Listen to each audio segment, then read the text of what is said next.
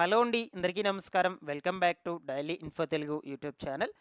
ఆంధ్రప్రదేశ్ రాష్ట్రంలో work from home survey ప్రస్తుతం జరుగుతుందా లేదా? మేము కొత్తగా ఈ సర్వే చేపించుకోవాలి అవకాశం ఉందా లేదా? అని చాలామంది కూడా ఇంకా అడుగుతూ ఉన్నారు కమెంట్స్‌లలో. నేనొచ్చేసి మీకు ఈ వీడియోలో క్లియర్‌గా అయితే ఎక్స్‌ప్లెయిన్ చేస్తాను. అండ్ అదేవిధంగా మాకు ఈ యొక్క వర్క్ ఫ్రమ్ హోమ్ సర్వే అయితే కంప్లీట్ అయ్యింది. పూర్తి చేసుకున్నాము. నెక్స్ట్ స్టెప్ ఏంటి? మాకు ఏ విధమైనటువంటి జాబ్స్ ఇస్తారు? జాబ్స్ ఎప్పుడిస్తారు? వర్క్ ఎలా ఉంటుంది? సాలరీ ఎంత ఉంటుంది? ఈ విధంగా కూడా చాలామంది అడుగుతూ ఉన్నారండి కమెంట్స్‌లలో. సో, నేను వీటికి సంబంధించి కూడా కొంచెం బ్రీఫ్‌గా ఎక్స్‌ప్లెయిన్ చేయడానికైతే ప్రయత్నిస్తాను. మీరందరూ తప్పకుండా వీడియోనైతే ఎండ్ వరకు చూసి ఈ యొక్క ఇన్ఫర్మేషన్ గనుక మీకు నచ్చినట్లయితే లైక్ చేసి అందరికీ కూడా షేర్ చేయండి. మీకు ఎటువంటి డౌట్ ఉన్నా సరే కామెంట్ సెక్షన్‌లో అడగండి. నేను వెంటనే రెస్పాండ్ అయితే అవుతాను. అలాగే ఫస్ట్ టైమ్ ఎవరైనా ఛానల్‌ని విజిట్ చేయడానికి వచ్చినటువంటి వాళ్ళు ఉన్నట్లయితే ఛానల్‌ని సబ్స్క్రైబ్ చేసుకునేసి పక్కనే ఉన్నటువంటి బెల్ ఐకాన్‌ని క్లిక్ చేసి ఆన్‌లో అయితే పెట్టుకోండి. లేట్ చేయకుండా టాపిక్‌లోకి గనుక వచ్చేసినట్లయితే సో, మనకు రాష్ట్రంలో ఇదివరకు నుంచే ఈ యొక్క కౌశల్యం సర్వే అయితే జరుగుతూ ఉందన్నమాట. ఫస్ట్ వచ్చేసి గ్రామ వార్డు సచివాలయం అధికారుల దగ్గర చేపిచ్చారు. దాని తర్వాత మనకు సెల్ఫ్ సర్వే చేపించుకోవడానికి అంటే మీ మొబైల్ ఫోన్‌లోనే చేపించుకోవడానికి కూడా అవకాశం అయితే కల్పించారు. సో, దాని తర్వాత మనకు 2, 3 సార్లు లాస్ట్ డేట్‌ని కూడా ఎక్స్‌టెండ్ చేశారు. యాక్చువల్‌గా ప్రభుత్వం చెప్పిన విధంగా మనకు లాస్ట్ డేట్ వచ్చి ఈ నెల 21 వరకైతే ఉన్నిందనమాట. బట్ ఇంకా కూడా చాలామంది అడుగుతూ ఉన్నారు. ఈ సర్వే చేసుకోవడానికి అవకాశం ఉందా? లేదా? లాస్ట్ డేట్ ఎప్పుడు అనని. బట్ నేను ఆల్రెడీ చెప్పాను. ఈ వీడియో కాకుంటే ఇంతకు ముందు వీడియోలో ఎక్స్‌ప్లెయిన్ చేశాను. లాస్ట్ డేట్ అయితే అయిపోయింది. మీరొకసారి ట్రై చేయండి. సెల్ఫ్ సర్వే చేయండి. ఇన్‌కేస్ అయినట్లయితే ఓకే. కంప్లీట్ అయిందని. అంటే సర్వేకి అవకాశం అయితే ఉందని.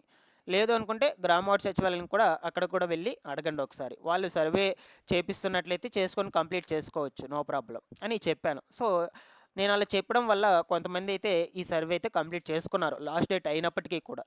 కాబట్టి మీరు కూడా ఒకసారి ట్రై చేయండి.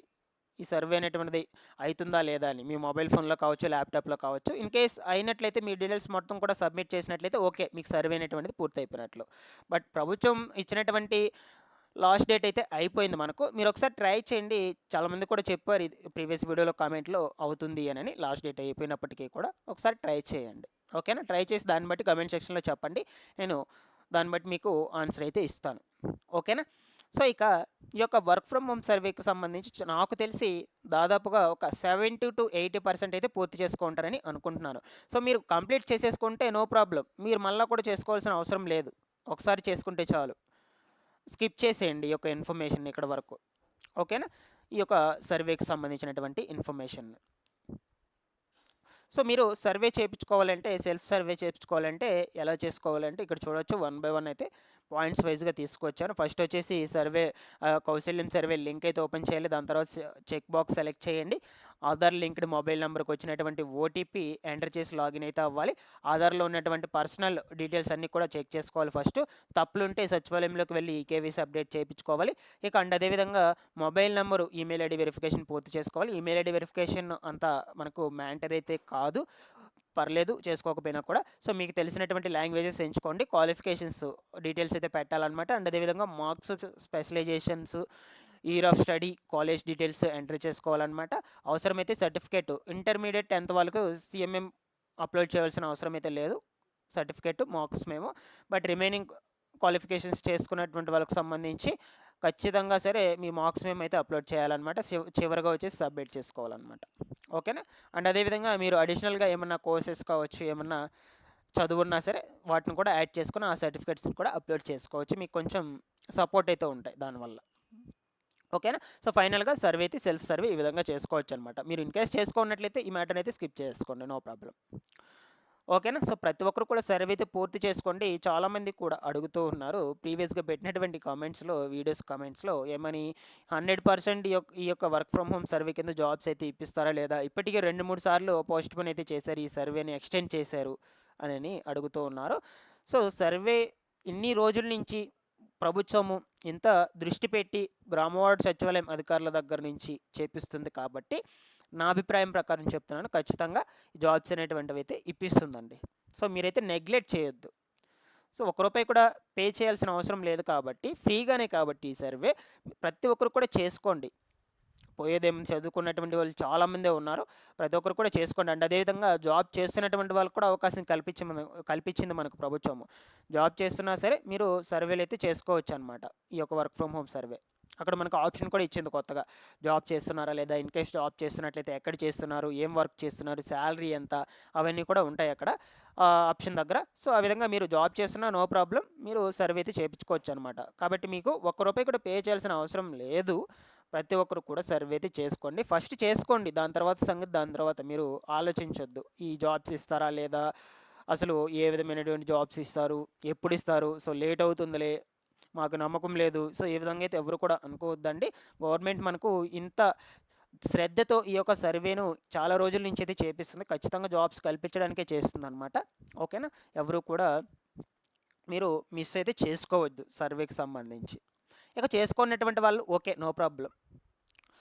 ఇక ఈ యొక్క సర్వే కంప్లీట్ అయిపోయింది, మాకు పూర్తి చేసుకున్నాం. నెక్స్ట్ స్టెప్ ఏంటి అంటే, ప్రభుత్వం మనకు ఎప్పటికప్పుడు ఇన్ఫామ్ అయితే చేస్తూ ఉంటుందండి. ఈ యొక్క సర్వే అనేటువంటిది పూర్తి అయిపోయిన తర్వాత నాకు తెలిసి ఎగ్జామ్ అయితే పెడతారనమాట. ఫిల్టర్ చేసేసాక క్వాలిఫికేషన్ బట్టి ఫిల్టర్ చేస్తారు నేమ్స్ అన్నిటిని కూడా. దాని తర్వాత ఎగ్జామ్స్ అయితే కండక్ట్ చేస్తారు. ఆ కండక్ట్ చేసిన ఎగ్జామ్లో క్వాలిఫై అయినటువంటి వాళ్ళని మళ్ళీ ఫిల్టర్ చేస్తారనమాట. అప్పుడు మళ్ళీ ఈ యొక్క ఇంటర్వ్యూస్ అయితే ఉంటాయన్నమాట. సో ఈ విధంగా మీకు సెలక్షన్ ప్రాసెస్ అయితే ఉంటుంది. నా అభిప్రాయం ప్రకారం ఇలా ఉంటుందని చెప్తూ ఉన్నాను. బట్ మనకు ప్రభుత్వం ఇన్ఫామ్ అయితే చేస్తూ ఉంటుంది ఈ యొక్క సర్వే పూర్తి అయిపోయిన తర్వాత నెక్స్ట్ ప్రాసెస్ ఏంటి అని. ఓకేనా, సో మీరు ఎప్పటికప్పుడు ఛానల్ని సబ్స్క్రైబ్ చేసుకునేసి బెల్ ఐకాన్ ఆన్లో పెట్టుకోనండి. నేను వర్క్ ఫ్రమ్ హోమ్ సర్వేకి సంబంధించి ఎటువంటి ఇన్ఫర్మేషన్ వచ్చినా సరే అప్డేట్ అయితే చేస్తూ ఉంటాను. ఓకేనా, ఇక ఏ విధమైనటువంటి జాబ్స్ ఇస్తారు, వర్క్ ఎలా ఉంటుంది, ఇవి కూడా అడుగుతూ ఉన్నారు. సో మీరు చూడొచ్చండి, ఎగ్జాంపుల్గా నేను చెప్తున్నాను. డిగ్రీ చదువుకున్నటువంటి వాళ్ళకు data entry, typing works, and అదేవిధంగా customer support, content writing, blogging, ఓకేనా, ఆన్లైన్ టీచింగ్ కావచ్చు, digital marketing jobs, virtual assistant jobs, ఈ విధంగా ఉండొచ్చు.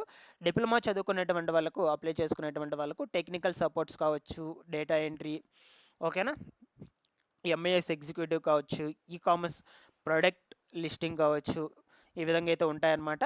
సో నెక్స్ట్ వచ్చేసి బీటెక్ చదువుకునేటువంటి వాళ్ళకు సాఫ్ట్వేర్ డెవలప్మెంటు, టెస్టింగు, ఈ విధంగా ఉంటాయన్నమాట. మ్యాక్సిమం మనకు వర్క్ ఫ్రమ్ హోమ్ జాబ్స్ అంటే ఈ విధంగానే ఇప్పించేందుకు అవకాశం అయితే ఉండొచ్చు.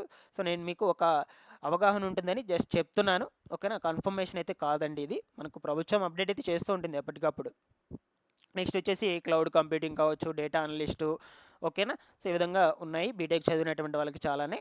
నెక్స్ట్ వచ్చేసి post graduation, PG, MBA, MTech, MCA చేసినటువంటి వాళ్ళకు ప్రాజెక్ట్ మేనేజరు, బిజినెస్ అనలిస్ట్ కావచ్చు, రీసెర్చ్ అనలిస్ట్ కావచ్చు, market research, academic content writing, ఈ విధంగా ఉన్నాయండి. Online lecturer, faculty, HR recruitment, ఓకేనా.